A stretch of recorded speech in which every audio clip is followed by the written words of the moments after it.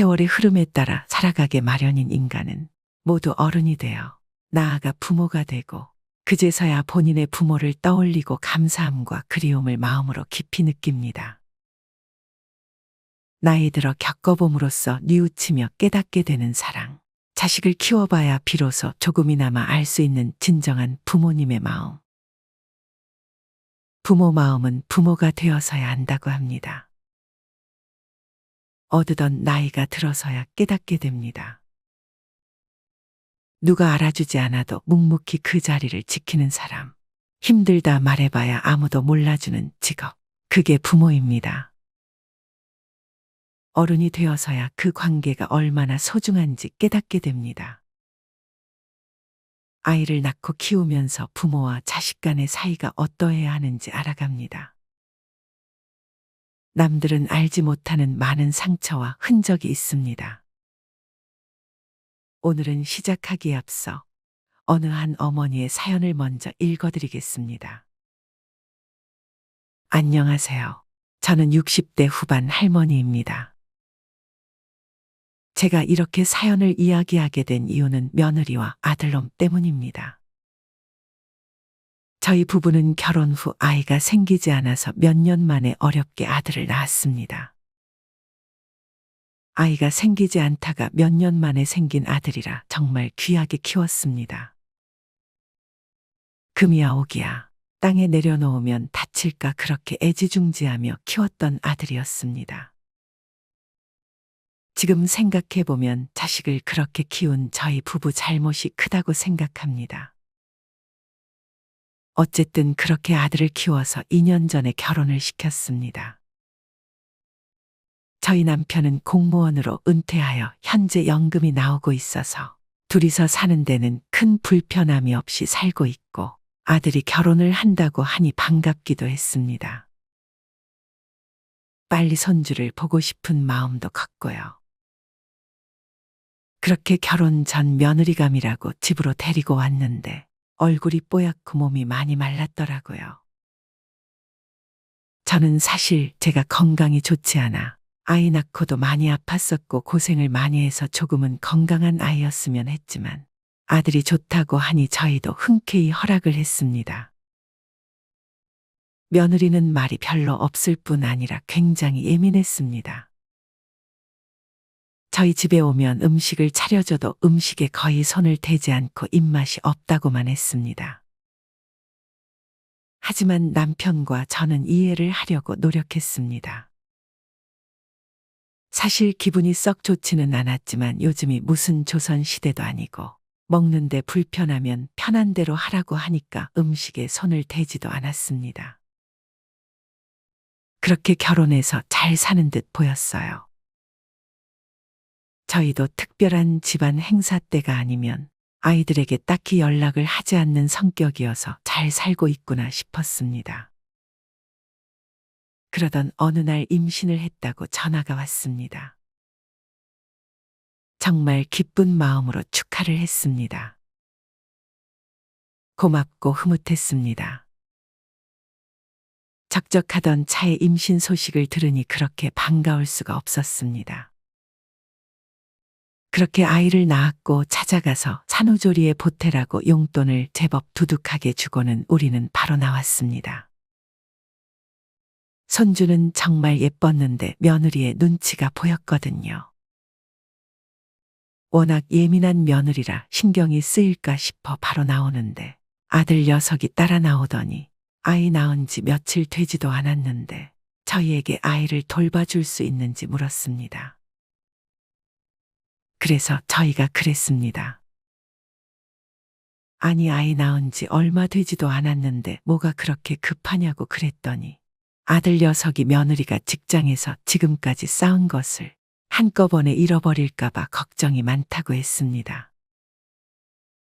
아이를 너무 빨리 낳은 것 같다고 며느리는 집에서 애나 키우면서 전업주부로는 못 산다고 매일 밤 운다고 합니다. 친정 부모님은 두 분 다 일을 하셔서 아이를 봐주실 수 없으니 엄마가 봐주면 안 되냐고 사정을 했습니다.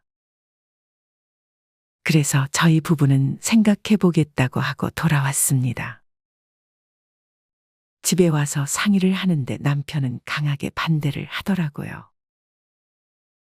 이제 은퇴하고 둘이 여행 다니면서 그렇게 살고 싶은데 몸도 약한 제가 아이를 돌보다가 병이라도 날까봐 걱정이라고 거절하라고 하더라고요. 그리고 남편은 며느리가 워낙 예민해서 아이를 돌보다가 계속 부딪히지 않겠어? 그냥 아이 돌보는 사람을 찾으라고 하든지, 애 엄마가 직접 보라고 해. 라며 심하게 반대를 하더라고요. 그때 남편 말을 들었어야 했는데 지금 생각해보니 참 많이 후회가 됩니다. 그 뒤 아들 녀석은 저에게 전화를 계속하여 아이를 돌봐달라고 졸랐고 저도 차마 아들 녀석 말을 거절하지 못하고 그러겠다고 승낙을 해버렸습니다. 사실 손주가 눈에 밟혀서 손주 보고 싶은 마음이 더 컸던 것 같았습니다. 얼마 뒤 며느리는 출산 휴가 3개월이 지났다며 손주를 데리고 왔습니다. 이때부터 손주 육아를 시작하게 되었습니다. 손주 키우기 정말 힘들었습니다. 밤에 잠을 잘 자지 못하는 손주 때문에 잠도 잘 못 자고 할 일이 태산이었습니다. 끝이 없는 육아 활동에 지쳐 진절머리 치기 시작했습니다. 다행히 남편이 있어서 많이 도와주었지만 손주를 데리고 온 뒤 남편과 다툼의 빈도가 늘어나기 시작했습니다. 손주를 맡긴 뒤로 며느리가 사사건건 전화로 취조하듯이 묻거나 명령조로 이야기를 해서 남편은 아주 못마땅해 했습니다. 그러다가 사건이 하나 터졌습니다. 어느 날 며느리가 집안에 CCTV를 설치하겠다고 한 것입니다. 며느리가 말을 참 직설적으로 하는데 집으로 와서 남편과 저를 보며 어머니, 며칠 후에 CCTV 설치하는 분이 올 거예요. 그럼 안방이랑 거실에 설치하시면 돼요. 라고 말을 했습니다. 이 말을 듣고 있던 남편은 그동안 참았던 것이 터진 것처럼 화를 내기 시작했습니다. 이 집이 내 집이냐? 누구 마음대로 CCTV를 설치해? 그런데 며느리의 그 다음 말이 더 가관도 아니었습니다. 아니, 저는 어머님이 제 이야기를 잘 못 알아들으셔서 아기 상태를 CCTV 보면서 설명하려고 그랬죠. 그런데 왜 화를 내시는 거예요? 그 말에 남편은 어디서 배워먹은 행동이야? 우리가 가만히 있으니 아주 우습니? 라며 고함치며 화를 내기 시작했습니다. 그리고는 남편이 말했습니다. 그렇게 못 믿겠으면 네 자식 네가 키워라. 그랬더니 며느리가 엎어져 울기 시작합니다. 한참 울더니 벌떡 일어나 하는 말이 아버님이 도대체 왜 화를 내시는지 모르겠다고 했습니다. 옆에서 보고만 있던 아들놈은 부모님에게 따집니다. 자기 마누라한테 왜 그러냐고 도리어 저희에게 역정을 내고 있고요. 참 기가 막히더라고요. 제가 말리고서야 일단락이 되긴 했지만 남편은 손주를 그만 애들한테 보내라고 성화이고 저도 참 많이 힘든 시간이었습니다. 며느리가 예민한 줄은 알았는데 직접 부딪혀 보니 상상했던 것보다 훨씬 심한 정도였습니다. 주말에는 며느리가 우리 집에 방문하면 집에 먼지가 너무 많아서 아이 호흡기에 안 좋아요. 어머님, 환기 제때 시키고 있죠? 아이 분유병 속이 청결하지 않은 것 같은데 소독하고 있어요? 라며 무슨 검사관이 조사하듯이 말을 했습니다. 방바닥에 머리카락 하나 떨어져 있는 꼴을 보지 못하고 아이가 먹으면 어떻게 하냐고 제게 잔소리를 하더군요. 그때쯤 저도 인내심이 바닥을 보이고 있었던 시기라 며느리에게 말했습니다. 나는 청결하지도 못하고 부지런하지도 못해서 못 키우겠으니 네 자식 네가 데려가서 키워. 그랬더니 며느리가 정말 날 보고 그럽니다. 어머니, 아버님이 돈이 많으셔서 유산 주실 게 많이 있으시면 저도 집에서 애만 보고 살고 싶어요. 근데 어머님 아들이 능력이 안 돼서 제가 돈을 안 벌면 집은 언제 사고 애는 무슨 돈으로 키워요. 다른 집들은 시부모님이 집 사주셔서 시작부터가 달라요. 라며 저에게 도끼를 품고 말을 하더라고요. 아들놈은 옆에서 가만히 보고만 있고요. 진짜 기가 막히더라고요. 아니, 요즘 애들은 다 이런 건가요? 그날 아들 며느리를 보내고 남편 붙잡고 한참을 울었습니다. 저희가 집을 못 사줬지만 전세 구해서 그 집에서 살고 있는데 그게 못마땅했던 것인지, 그 전셋집 명의가 아들 명의가 아니고 제 명의라서 그런지 잘 모르겠습니다. 저는 하나밖에 없는 아들이고 그 정도 여유도 있고 하니 아들 명의로 집을 사주자고 했지만, 남편은 아들이 독립심이 생길 때까지 그러는 게 아니라고 한사코 말리더라고요. 만에 하나 과부되어 저 혼자 남게 되면 돈 없어 애물단지 취급받는다고요. 며느리가 하는 행동을 보니 남편 말이 맞았다는 확신이 들었습니다. 그 뒤 우리 부부와 며느리는 극도로 사이가 좋지 못했습니다. 사실 며느리가 밉게 나오니 손주도 예뻐 보이지도 않고, 크면 클수록 더 힘들게 하고 저도 건강이 많이 좋지 않아서 걱정이 많아집니다. 그러다가 큰 사건이 벌어졌습니다. 손주가 걷기 시작하면서 더 분주해졌는데, 하루는 신나게 걷다가 뛰다가를 반복하더니 제가 잠깐 한눈 판 사이에 아이가 넘어졌습니다. 넘어지면서 바닥에 있던 장난감에 이마를 부딪혔는지 이마가 찢어지는 사고가 발생했습니다. 아이는 자지러지게 울지, 이마에 피는 흥건하지, 남편과 어찌 할 바를 모르겠더라고요. 그렇게 정신 차리고 병원에 데려가서 아이 이마 상처를 소독하고 왔습니다. 의사가 큰일 아니라고 괜찮다며 많이 놀라셨겠다며 저희 부부를 위로하는데 저도 모르게 눈물이 나더라고요. 그렇게 의사가 괜찮다고 하는 말을 듣고 아들에게 전화를 했습니다. 다쳐서 병원에 왔는데 괜찮으니 너무 걱정하지 말라는 말까지 했습니다. 그리고 집에 돌아왔는데 잠시 후 며느리와 아들이 방으로 들어오더라고요. 저희 부부의 얼굴은 보지도 않고 잠이 든 아이를 살피더니 며느리가 저에게 도대체 애를 어떻게 보신 거냐고 따지듯이 묻는데, 그 태도가 아나무인격이고 시퍼런 눈과 대하는 태도가 식모 취급하듯 하여 분이 격히 마주본 며느리에게 이게 어디서 배운 버리장머리냐고 야단치면서 머리를 밀쳤습니다.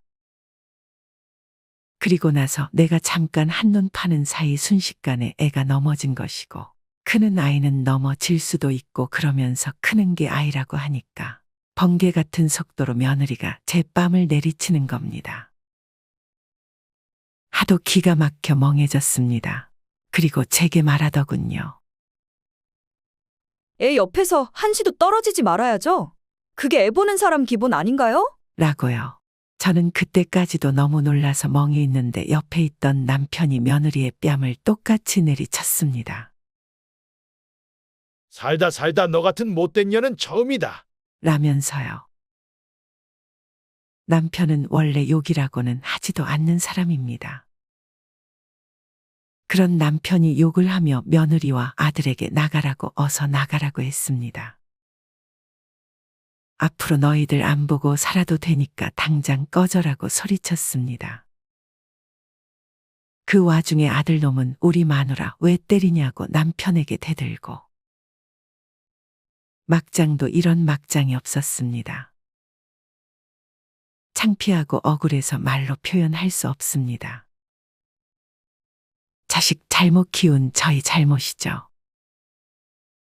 그렇게 그날 밤 우리 부부는 평소 먹지도 않는 소주를 사다 놓고 둘이 마시면서 밤새 울었습니다.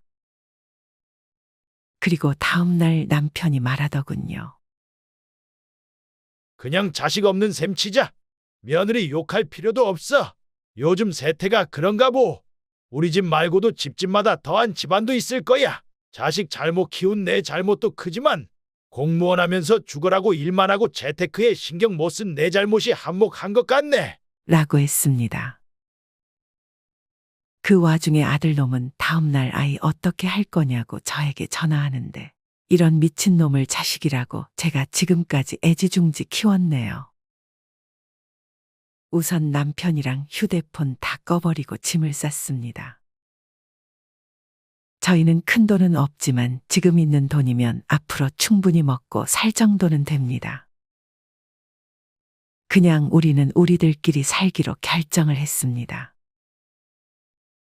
그리고 부동산에 전화를 해서 아들놈이 전세로 살고 있는 집 전세를 빼달라고 했습니다. 급하니까 최대한 빨리 빼달라고요. 저희는 그렇게 아들, 며느리 모르게 아무도 모르는 남쪽 바닷가 지방으로 이사하기로 결정해 곧 실행할 계획입니다. 아들이 살고 있는 집을 다른 사람에게 전세 내놨다고 하니까 아들 집에 난리가 났죠. 부동산 사장님이 무슨 일이냐고 궁금해 하더라고요. 그 뒤 아들놈이 전화를 하고 난리가 났습니다. 전화통에 불이 나더라고요. 조금 있으니 며느리도 전화를 합니다. 전화를 안 받으니 문자를 해서는 잘못했다. 잠깐 생각이 못 미쳤다. 다시는 안 그러겠다. 용서해 달라고 했습니다. 대꾸를 안 하니까 그 다음날 어머니가 어떻게 이러실 수가 있느냐부터 이혼하겠다. 라고 협박도 했습니다. 조금 있으니 사돈까지 전화를 하고 아주 발등에 불이 떨어졌겠죠. 그렇게 저희는 휴대폰 꺼놓고 며칠 후에는 폰 번호까지 싹 바꿔버렸습니다.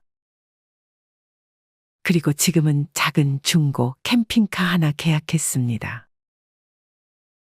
둘이서 여행 다니면서 조용히 살 거지만 마음은 편치 않습니다. 생각할수록 분하고 너무 슬픕니다. 그 뒤 자식놈과 며느리가 어떻게 되었는지는 소식을 모르고 있습니다. 귀한 자식 키운 정이 그립고 가끔 손주가 보고 싶지만 마음을 내려놓고 미련을 지웠습니다. 며느리한테 뺨 맞은 엄마를 모르는 채 하는 아들을 생각하니 자식 교육 잘못시킨 내가 죄인이고 내 팔자가 원망스럽습니다. 어쩌겠습니까? 이왕 이렇게 된 거 다 잊고 살려고 합니다. 저 마음을 어디 하소연도 못하고 실어 보낼 수 없습니다. 밤마다 우는 소쩍새 울음소리에 내 하늘 몰래 스며들게 하고 싶습니다. 자식 잘못 키운 엄마가 신세 한탄하며 눈물로 썼습니다. 고맙습니다. 이 사연을 들으며 무슨 생각이 드셨나요? 가슴 한켠을 뭉클하게 하는 사연입니다. 부모님은 자식 키워 결혼시키면 한시름 놓는다고들 합니다. 그러나 이제 손주 키워 초등학교 보내야 한시름 놓는 시대가 된 것 같습니다. 맞벌이 부부가 늘면서 손주 육아를 전담하느라 환갑 전후에 다시 엄마 역할로 복귀하는 할머니가 늘고 있습니다. 부모라는 존재, 특히 어머니는 근본적으로 자녀에게 필요한 존재가 되고 싶어 합니다. 자신으로 말미암아 자녀가 좀 더 나은 삶을 살았으면 좋겠고 그 결과에 자신의 노력이 기여하길 간절히 바랍니다. 이게 거의 모든 부모가 자녀의 삶에 집착하는 이유입니다. 한국의 부모는 자식 사랑이 남다릅니다. 내 자식과 관련한 일이라면 그 상대가 어떤 존재이건 온몸을 던져 방어하고 자신은 부족하고 힘들게 살더라도 자식만은 더 나을 길을 걷게 하고 싶어 합니다. 그 과정에서 종종 나를 상실한 채 오로지 자녀에게 올인하는 모습을 보이기도 합니다. 부모의 보호와 배려, 허용과 일방적인 물질 제공에 익숙해진 자식은 결코 부모를 존중하지 않습니다. 자신이 무엇을 해도 자신이 받게 될 혜택은 크게 다르지 않다는 걸 본능적으로 아니까요. 따라서 자식은 적어도 성인이 되어 홀로 서기가 가능해진 이후부터는 철저하게 남처럼 독립적으로 대하는 게 좋습니다. 우리는 부모 자식이라는 특별한 환상을 지니고 있습니다. 마치 태어나면서부터 엮인 운명적인 관계인 것처럼 다른 사람은 몰라도 적어도 부모, 자식에게는 하지 말아야 하는 말이나 행동이 존재하는 것처럼 말이죠. 하지만 부모와 자식 간의 관계도 그저 수많은 인간관계 중 하나일 뿐입니다. 따라서 그 대응도 일반적인 인간관계에서의 내 판단과 결정을 그대로 적용하시면 됩니다. 이렇게 하지 못하면 부모가 자아를 잃게 됩니다. 내 삶과 내 미래, 내 취향과 내 행복을 고민해도 모자랄 시간에 자식에 관해 걱정하거나 고민하며 그것을 해결하기 위해 에너지를 사용하고 있다는 건 엄청난 시간과 에너지 낭비입니다. 그 시간과 에너지를 나를 위해 쏟았다면 지금보다 훨씬 더 나은 삶을 살고 있을 겁니다. 자식은 부모 인생의 성적표도 아니고 부모가 노후에 받을 보상도 아닙니다. 때론 기쁘고 벅찬, 때론 씁쓸하고 고달픈, 그러나 돌아보면 결국 내 인생의 매 순간을 추억으로 채워주는 고마운 존재라고 생각하세요. 자녀를 정확하게 남의 위치에 두었을 때 내가 어떻게 말하고 행동할지를 상상하고 실행하시면 쉽게 해결될 겁니다. 그런 실행 자체가 오히려 자녀의 건강한 삶을 위해 도움이 됩니다. 가족을 위해 나를 포기하거나 희생하는 것이 마치 미덕인 것처럼 포장되는 것은 우리 어머니들 세대까지로 충분합니다. 자식보다 남편보다 내가 먼저여야 합니다. 양보나 희생은 내 마음이 넉넉하고 풍족할 때 하시면 됩니다. 세상에서 가장 중요한 건 나이고 지금 나에게 가장 소중한 사람이 바로 내가 아끼고 관리해야 하는 대상입니다. 마지막으로 좋은 글 하나 소개해 드리겠습니다. 이 글을 들으면서 여러분들이 살아온 인생을 한번 돌아보시길 바랍니다. 이젠 나 스스로를 사랑해야 한다. 우리는 이 세상에 올 때 혼자였다. 갈 때도 동반자가 있을 리가 없다. 사람으로 사는 것은 필경 외로운 일일 것이다. 고독을 즐기다가 새로운 인생을 만난 사람도 있고 오랜 동행의 종지부를 찍은 사람도 있다. 내 삶의 가치는 결코 타인에 의해, 타인이 만들어 놓은 상황에 의해 매겨지는 것이 아니다. 내가 나를 어떻게 바라보느냐, 내가 내 삶을 어떻게 살아가느냐에 따라 달라질 것이다. 우리는 다른 이들과 함께 있을 때 맡겨진 대역을 충실하게 연기한다. 늘 정해진 각본대로 따라하는 훈련이 자신의 진정한 모습을 잃어버리게 만든다. 당연히 스스로를 솔직하게 대면하지 못하는 사람이 생기기도 하고, 자기 자신을 평가하고 투자하는 데 철저히 인색했다. 혼자인 사람은 가장 자유로운 사람이다. 그러나 사람들은 자신의 배역에 익숙해져 있는 터라 이런 자유를 마주하게 되면 오히려 충격에 빠진다. 그래서 상당수의 사람들이 혼자라는 사실을 참을 수 없어 한다. 혼자는 곧 외로우며 공허하고 단정짓고 착각 속에 빠진다. 하지만 사람은 모두 자신의 길을 당당히 걸어가야 한다. 이젠 자식도 배우자도 일상의 삶에서 잠시 내려놓고 그들만큼이나 사랑한 열정을 오래 잊고 지냈던 나 자신과의 사랑을 위해 사용해 보기로 하자. 이젠 나 스스로를 사랑해야 한다. 내가 나를 사랑해주지 않으면 누가 날 나만큼 사랑해줄까? 최근에 혼자만의 시간을 누려본 기억이 있는가? 혼자서 여행을 가본 적이 있는가? 스스로 고독한 여행자가 되어보자. 한밤중 덜컹거리며 달리는 기차에 앉아 창밖으로 스쳐 지나가는 불빛을 바라보자. 고독은 생각을 풍성하게 키우고 그 차원을 높여준다. 많은 생각이 부담스러운가? 생각이 많은 것은 좋은 일이다.